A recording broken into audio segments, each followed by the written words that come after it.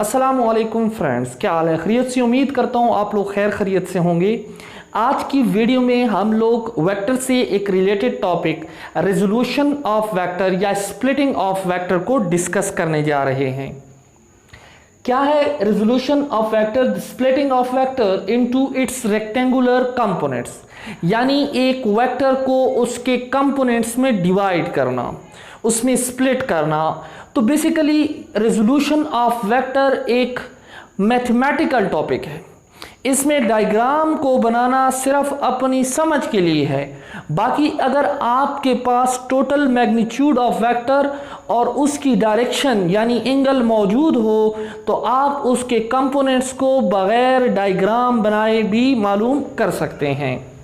चलें चलते हैं आज के टॉपिक की तरफ। जैसे कि यह हमारे पास एक कार्टेशियन कोऑर्डिनेट सिस्टम है। अक्सर स्टूडेंट्स जिस वक्त टीचर बोल रहा होता है कि कार्टेशियन कोऑर्डिनेट सिस्टम, तो एक एक लफ्ज़ की ज़रूरत होती है साइंस में समझने की। तो अब Cartesian coordinate system is nothing, ये कुछ भी नहीं है स्टूडेंट्स। ये बेसिकली दो लाइंस का म्यूचुअली परपेंडिकुलर जो है हम उनको रख लेते हैं, उनको ड्रा कर लेते हैं, तो वो हमारे पास जो प्लेन बन जाता है उसे हम कार्टेशियन कोऑर्डिनेट सिस्टम कहते हैं। और जैसे कि हम जानते हैं कि हमारा जो ये साइड है इसको हम पॉजिटिव एक्स एक्सिस, यानी कि जो हमारा राइट साइड है इसको हम, अगर हम बोर्ड की तरफ देखें तो जो हमारा राइट साइड है तो ये हमारा पॉजिटिव एक्स एक्सिस, और जो हमारा लेफ्ट हैंड है ये हमारा नेगेटिव एक्स एक्सिस होगा। और इसी तरह जो अबव द पॉजिटिव एक्सिस या जो एक्स एक्सिस से ऊपर है वो हमारा पॉजिटिव वाई एक्सिस, और जो डाउनवर्ड है वो हमारे पास नेगेटिव वाई एक्सिस है। ये तो एक दूसरी बात हो गई। लेकिन आइए चलते हैं अपने टॉपिक की तरफ कि अगर हमारे पास इसी प्लेन में एक वेक्टर मौजूद हो, लेट से उसका नाम वेक्टर ए है और वो जिस डायरेक्शन में है वो लेट से थीटा है, तो अब सवाल ये पैदा होता है कि इसके कंपोनेंट्स को हम कैसे मालूम करेंगे। तो अगर हम इसकी प्रोजेक्शन को देखें, वेक्टर ए की प्रोजेक्शन को देखें, तो इसकी दो प्रोजेक्शंस बनती हैं। एक प्रोजेक्शन इसकी जो है तो एक्स एक्सिस के ऊपर बनती है। अगर हम यहां से एक लेट से इस पॉइंट के ऊपर हम हैं और अगर हम यहां से एक धागे को लटकाते हैं इसके ऊपर, आपको एक दूसरी इंटरेस्टिंग बात बताता हूं कि ये धागे वाली बात से कि जब ये जो कारीगर या मिस्त्री जिन्हें हम कहते हैं जो दीवार बनाते हैं, तो जिस वक्त वो दीवार की लेवल को चेक करते हैं तो वो एक यहाँ पर एक चीज़ इस्तेमाल करते हैं जिसे वो अपनी मकामी ज़बान में साल कहते हैं। तो वो उस धागे के नीचे जो है तो एक लोहे की चीज़ बंधी होती है, उसके ज़रिए वो चेक करते हैं। तो बिल्कुल ऐसी ही अगर कोई वेक्टर इस डायरेक्शन में है तो यहाँ से हम धागे की मदद से उसकी ये लाइन मालूम कर सकते हैं कि ये लाइन सीधी लाइन हम ड्रा कर लेंगे। और इसी तरह अगर हम इस तरफ से देखें तो ये हमारे पास ये लाइन बनती है। तो बेसिकली ये हमारे पास जो वेक्टर्स है इसके जो कंपोनेंट्स हैं ये रेक्टेंगल से निकले हैं। अब स्टूडेंट सवाल करते हैं रेक्टेंगल से कैसे? तो आप ये देख सकते हैं ये हमारे पास एक रेक्टेंगल है, यानी इस वेक्टर को अगर हम देखें तो इसके दो साइड बनते हैं, एक अलोंग वाई एक्सिस और एक अलोंग एक्स एक्सिस। तो ये और ये बराबर है, तो इसलिए मैं इसको ये कहता हूं कि ये ए का एक्स कंपोनेंट है। और इसी तरह अगर मैं इसकी बात करता हूं तो ये ए का वाई कंपोनेंट है। अब सवाल ये पैदा होता है कि अगर ये इसका वेक्टर का x कंपोनेंट और ये इसका y कंपोनेंट है, तो अगर मुझे कोई कहे कि ए एक्स किसके बराबर है या ए वाई किसके बराबर है, यानी इसके कंपोनेंट्स की वैल्यू क्या है, तो वो मैं कैसे मालूम करूंगा? तो अगर आप इस ट्रायंगल को देखें, ये ट्रायंगल जो है तो ये हमारे पास एक राइट एंगल ट्रायंगल है। तो जैसा कि हम जानते हैं कि अगर हमें टोटल मैग्नीट्यूड और एंगल मालूम हो तो हम ये दो साइड मालूम कर सकते हैं। जैसा कि हम जानते हैं कि कॉस थीटा हमारे पास बराबर है बेस डिवाइडेड बाय हाइपोटेन्यूज। अब अगर हम देखें तो कॉस थीटा एंगल के अच्छा इसमें एक दूसरी इंटरेस्टिंग बात मैं आपको बता दूं। बाज़ औक़ात स्टूडेंट कंफ्यूज होते हैं कि हमारे पास हाइपोटेन्यूज साइड कौन सा है, परपेंडिकुलर कौन सा है, बेस कौन सा है, क्योंकि कंपैरिजन 3 के दरमियान में होता है, 3 चीज़ें हमें मालूम करनी होती हैं। मैं एक चीज़ आपको दूसरी क्लियर कर दूं कि हमारे पास एक राइट एंगल ट्राइंगल में हाइपोटेन्यूज फिक्स होता है। अगर मैं यहाँ पर 3 डिफरेंट राइट एंगल ट्राइंगल्स बनाता हूं,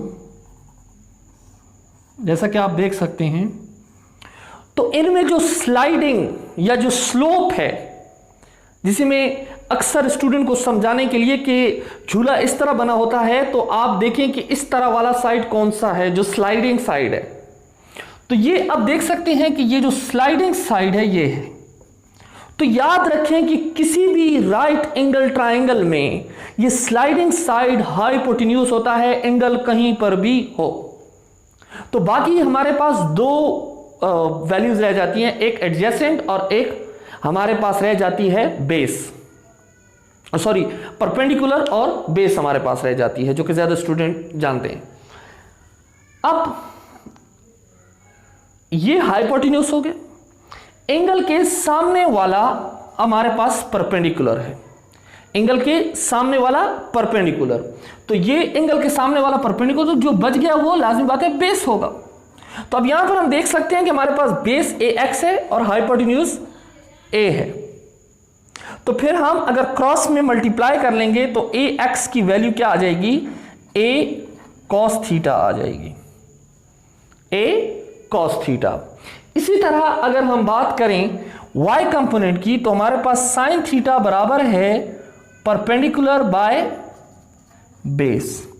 तो अगर परपेंडिकुलर को देख, sorry perpendicular divided by hypotenuse, तो ये आपके पास आ जाएगा AY और A। इसी तरह इसमें भी क्रॉस मल्टीप्लाई कर लेंगे तो AY की वैल्यू आ जाएगी A साइन ऑफ थीटा। यानी देखिए आपको शुरू में एक A वैल्यू मालूम थी, यानी वेक्टर A का मैग्नीट्यूड मालूम था और उसका एंगल यानी डायरेक्शन मालूम थी। तो आप अगर A और उसका एंगल ड्रा कर लेते हैं तो आपको इसका मैग्नीट्यूड पता चल जाएगा कि AX का कितना मैग्नीट्यूड है, यानी वेक्टर A इसमें AX का कंपोनेंट कितना है और इसी तरह AY का कंपोनेंट कितना है। एक छोटी सी एग्जांपल करते हैं। फर्ज करते हैं कि आपके पास वेक्टर है और वेक्टर की जो वैल्यू है वो 100 न्यूटन है। अब ये फोर्स है तो ये इस फोर्स के Fy कंपोनेंट और Fx कंपोनेंट बन गए। और एंगल फर्ज करते हैं कि ये एंगल जो है तो वो लेट्स से 30 डिग्री है, एंगल इज 30 डिग्री। अब जब एंगल की वैल्यू मालूम, टोटल वेक्टर की वैल्यू मालूम, तो हम ये बता सकते हैं कि इसके कंपोनेंट्स की वैल्यू क्या होगी। तो Fx जैसा कि हम जानते हैं बराबर है F cos थीटा के। इसी तरह F जो है वो 100 है, cos ऑफ 30 आप कैलकुलेट कर सकते हैं, मैं यहां पर डायरेक्ट पुट कर रहा हूं। cos 30 की वैल्यू 0.866 है, 0.866, तो ये तकरीबन बनती है 86.6 न्यूटन, यानी जो इसका x कंपोनेंट है वो है 86.6 न्यूटन। इसी तरह अगर मैं Fy की बात करता हूं तो वो आ जाता है F साइन थीटा। F की वैल्यू आपके पास 100 साइन ऑफ 30 और साइन ऑफ 30 जो है वो 0.5 यानी 50 न्यूटन आ जाएगा। तो ये हमारे पास इसकी 2 वैल्यूज आ गई हैं, 2 कंपोनेंट्स की वैल्यू यानी Fx और Fy की वैल्यू आ गई है। आखिरी बात बताना जरूरी समझता हूं कि बहुत से स्टूडेंट्स के जहन में ये क्वेश्चन आता है कि Fx और Fy को अगर हम प्लस करें तो उससे 100 से ज्यादा वैल्यू आती है। ये आप थ्योरम भी पढ़ चुके हैं 9th में। उसकी वजह यह है कि ये वैल्यू, ये फोर्स और ये फोर्स, ये एक बॉडी के ऊपर डिफरेंट डायरेक्शन में, फर्ज करते हैं ये इस तरह लग रही है कि एक बंदा Fy डायरेक्शन में ऐसे फोर्स लगा रहा है और दूसरा जो है वो Fx में ऐसे लगा रहा है, यानी इसकी जो फोर्स है वो 50 न्यूटन है और इसकी जो फोर्स है वो 86.6 न्यूटन है। तो अब सवाल ये पैदा होता है, ये यानी इसका मतलब ये है कि ये किस डायरेक्शन में जाएगा। तो ये 30 की डायरेक्शन में जाएगा और इसकी जो फोर्स होगी वो 100 न्यूटन के बराबर होगी तकरीबन। तो ये बेसिकली इसका मतलब है, इसका फिजिकल मतलब मैंने बता दिया, इसकी जो है तो एग्जांपल करवा दी। इसके अलावा भी अगर आपके जहन में रेजोल्यूशन ऑफ वेक्टर के हवाले से कोई क्वेश्चन आता है तो आप मुझे कमेंट्स कर सकते हैं, इनबॉक्स कर सकते हैं और आप मुझसे पूछ सकते हैं। मैं आपके सवाल के जवाब देने की कोशिश करूंगा। इसके अलावा अगर आप ये समझते हैं कि इस तरह के मज़ीद वीडियो लेक्चर्स मैं बनाता रहूं और आप तक, अगर आप कहीं दूर दराज इलाकों में रहते हैं और आप नहीं पहुंच सकते कहीं एकेडमी किसी कोचिंग सेंटर में, तो आप यकीन करें कि इंशाल्लाह कोशिश यही होगी कि पूरे के पूरे लेक्चर्स जो है तो हम इस ईयर में कंप्लीट कर लें, फर्स्ट ईयर के कंप्लीट कर लें और सेकेंड ईयर की भी कोशिश करेंगे कि उसके भी हम ज़्यादातर टॉपिक्स को, जो मुश्किल टॉपिक हैं उनको करने की कोशिश करें। आप लोग मेरे चैनल को सब्सक्राइब करें, शेयर करें।